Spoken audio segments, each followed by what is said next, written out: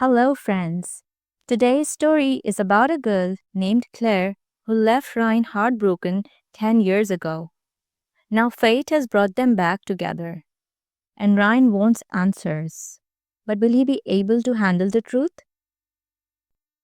Chapter 1. The Promise Under the Tree. Some people fall in love slowly, others fall like they're jumping off a cliff.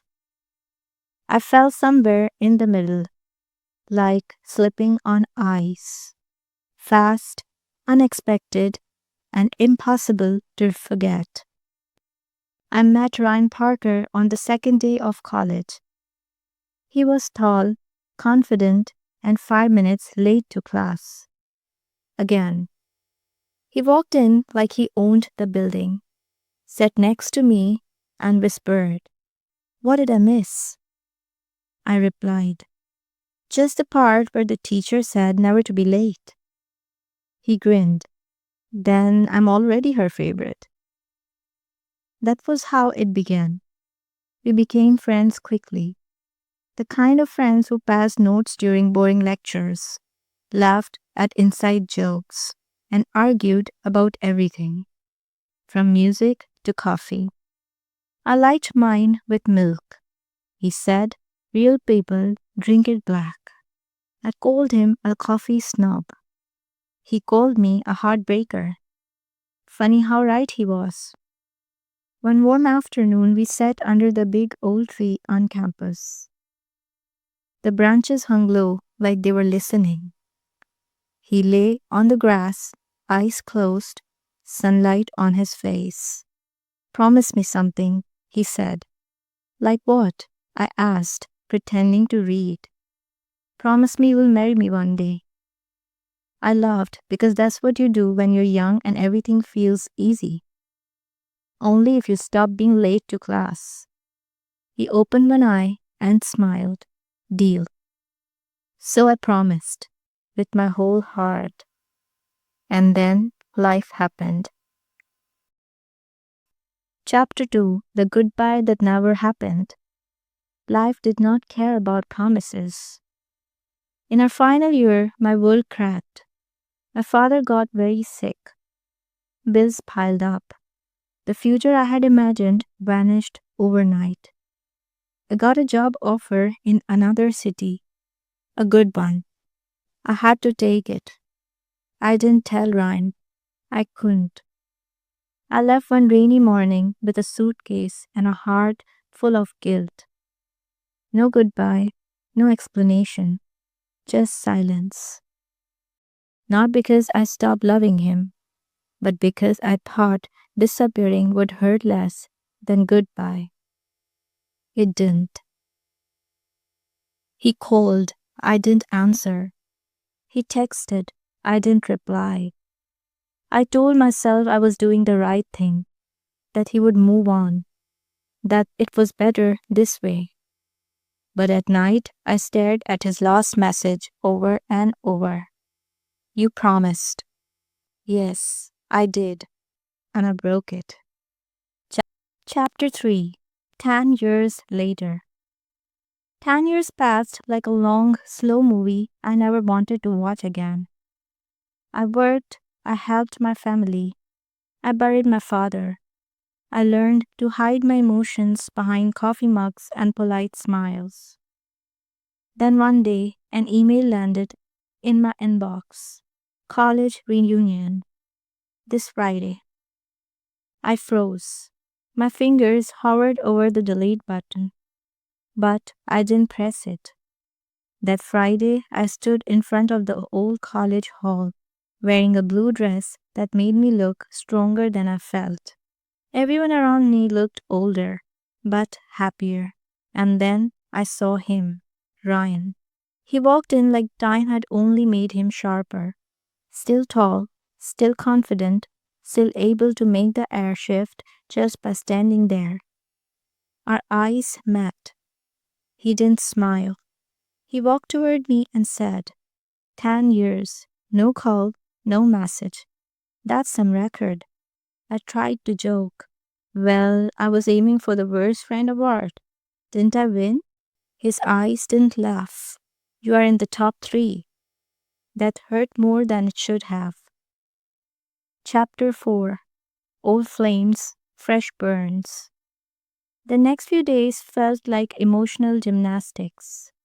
Ryan was everywhere, laughing with old friends, telling stories, pretending I didn't exist. But sometimes he looked at me like I was still that girl under the tree. At the reunion party, he played a playlist full of old songs, our songs. When I walked past, he said, loud enough for others to hear, funny how songs stay with you, like promises, or people who vanish. I replied, funny how drama stays too. He smirked. 1 point for him. Later, he posted an old photo of us in the reunion group. Caption: before she broke my heart. Good times. I replied, before he discovered hair gel. Better times. Everyone laughed. I laughed too. But that night, alone, I stared at the photo for hours. And I didn't laugh at all. Chapter 5. The Reunion Committee. Of course, the universe had a cruel sense of humor. Ryan and I were both assigned to the reunion planning committee. Weekly meetings, awkward silences, and forced conversations. One evening, after everyone left, we were alone in the library room. Papers everywhere. My heart nowhere to hide. He broke the silence first. Why did you leave like that? I paused. My dad was sick. We needed money. I got a job offer far away. I didn't know how to tell you. He looked at me, quiet. You didn't even try. I thought it would be easier for you. Don't do that, he said. You don't get to choose what's easier for me. I looked away. I was scared. He leaned back. You should have been honest. I nodded. You're right. I'm sorry.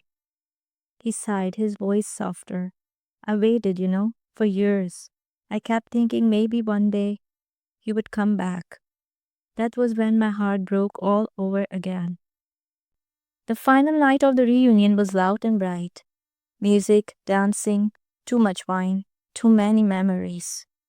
I avoided Ryan all evening, not because I didn't want to talk to him, but because I didn't trust myself not to say something stupid.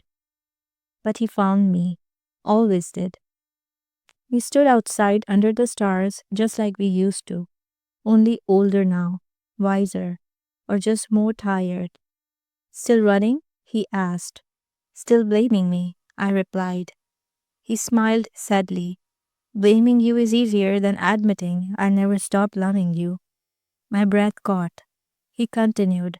I tried to hate you. I really did. But I love your stupid laugh. I love the way you talk so fast when you lie. I even love your terrible coffee. I laughed. You remember that? Of course, it tasted like heartbreak. I stepped closer. You're still annoying. You're still beautiful. And just like that, time folded in on itself. I love you, he said. I love you too, I whispered. Chapter 7. A New Promise. We didn't kiss under the stars. We just stood there, hands touching, hearts louder than words. I broke one promise, I said. I don't want to break another. He smiled. Then don't. I looked at him. Will you marry me one day? He raised an eyebrow. Even if you make that terrible coffee again? I'll learn, I said. I promise. This time I meant it. You have learned beautiful emotional words from today's story. So let's review them. What does hovered mean in this line? My fingers hovered over the delete button. A. Moved quickly and clicked. B. Stayed in one place above something without touching it. C. Pressed hard on something. The answer is stayed in one place above something without touching it. What does emotional gymnastics mean? The next few days felt like emotional gymnastics. A. Feeling physically tired. B. Doing exercise to feel better.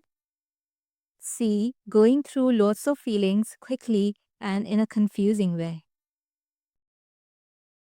The correct answer is going through lots of feelings quickly and in a confusing way. 3. What does my heart had nowhere to hide suggest? A. She could not organize the papers. B. She felt emotionally exposed and nervous. C. She lost her heart in the library. The correct answer is she felt emotionally exposed and nervous.